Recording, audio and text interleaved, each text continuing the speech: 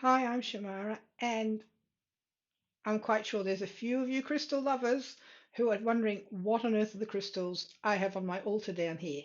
Now, it's not a fully activated altar, but it has been sitting here for probably about 6 months, and it's been doing wonderful things to help me settle down when I'm really rattled, and when I wasn't having to go down to Sydney to keep helping in the shop.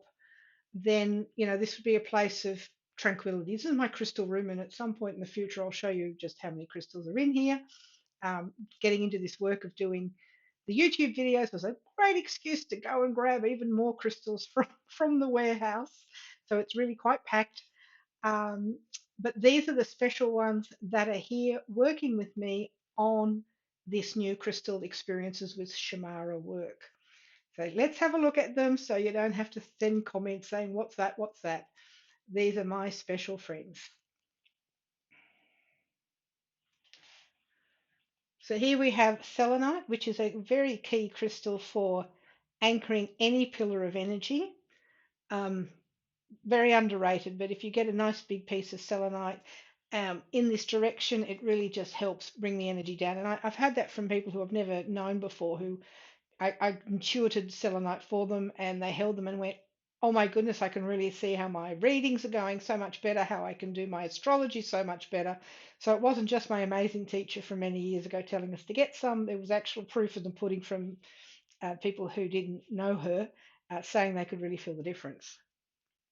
Also, rose quartz. I'm a big head person. I can go into my head really easily, as my ex staff would attest to.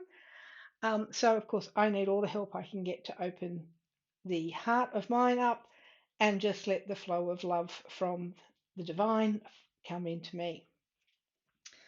This is a delightful carved, let's see if I can get it up to the camera better. There we are. It's dragons, and it's a rainbow obsidian ball. Probably needs a bit of a dust. Um, don't think the light's coming in quite right for you to see the rainbow part. And I haven't worked with this one, but it definitely needs to be part of the altar.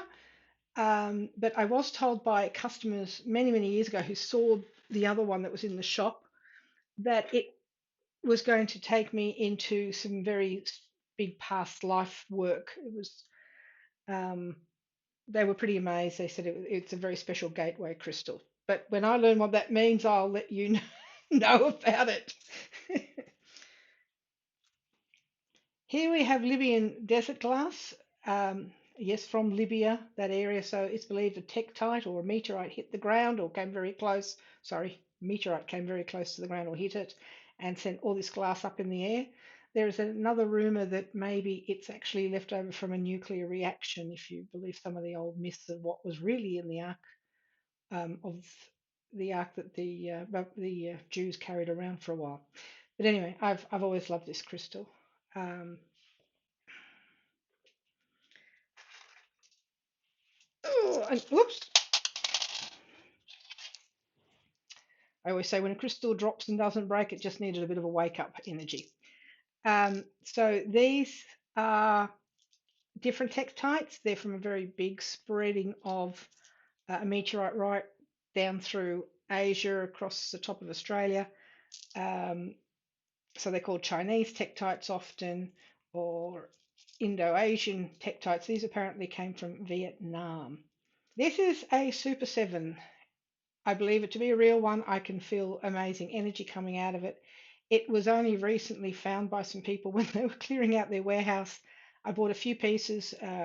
One's on the website at one stage. Don't know if, by the time you watch this, if you can still find that. But I just couldn't really feel the energy. I have a real affinity with a genuine Super 7. All about Super 7s I'll do in a separate talk sometime. And always a lovely pendulum. This one's got some rutile in it. I'm a real sucker for rutile. Not a big pendulum user, but when I need it, I need it. Now, this is my mission crystal. Bought it many, many years ago before I got in the crystal business. Couldn't remember what it was for. And then some years later, when I was trying to sell it at the market, but everyone picked it up, loved it, but wouldn't buy it. Someone told me and well, actually re-reminded me with my mission crystal. But again, I'll do another video all about Shiva lingams.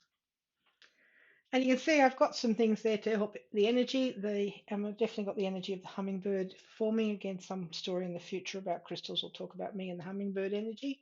Got my little Buddha here, who I'm forever thankful for in helping start sorting out a very, very bad mind that I had over many years. Use the space all around you to work with your crystals, to add their energy, to add their inspiration to you, to add their aha. This is an amazing quote.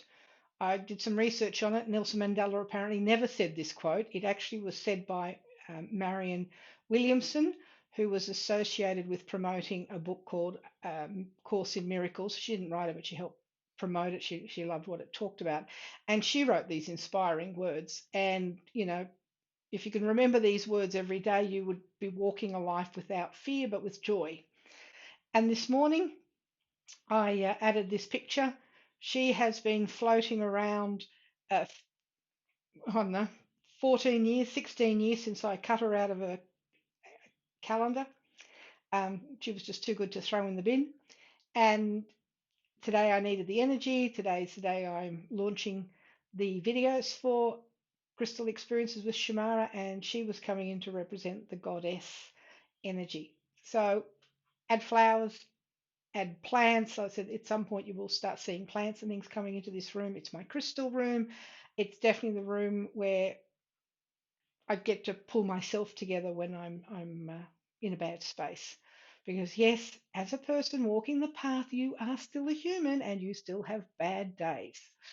Anyway, I hope you enjoyed that little viewing of what was on the crystal altar and have a fantastic day.